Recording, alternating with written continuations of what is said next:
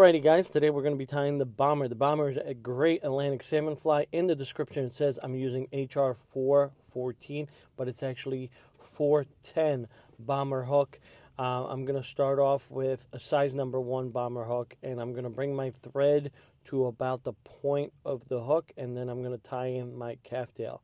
I am using GSP 100 here. It just makes it easier. I don't have to swap threads. I'm going to bring this calf tail to about halfway point on the hook, cut off the access, and bring the thread all the way to the front. And I am stacking this calf tail. I will tie in this calf tail as well. You definitely want it stacked because you want those tips to be pretty even. Here I cut off a little too much of that calf tail, so as I wrap these butt ends all the way down to the hook, I'm going to have a little gap, so I'm just going to fill in that gap with my thread, bring my thread all the way to the back where we started, tying in the calf tail, and I'm going to come in with some elk hair. You could use deer hair for this. This is about 5 to 6 stacks of elk hair or deer hair. My last stack is the thickest.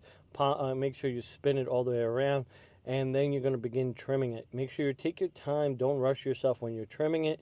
You definitely don't want to overdo it, and you want to trim it to about a tubular shape, so it's nice and even and tapers down towards the back, and just be careful, don't cut too far back.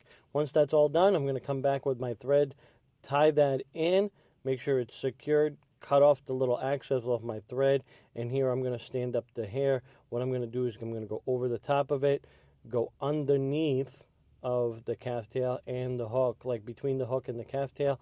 That allows it to stand up without me doing a dam in front of the calf tail.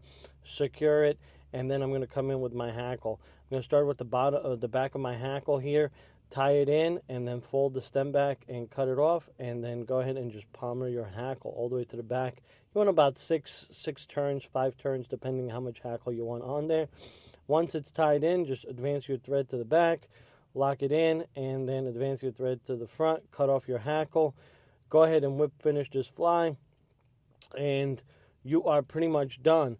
If you guys end up fishing this for Atlantic salmon and you hook some fish, please tag me. If you guys enjoyed this video, please give me some likes.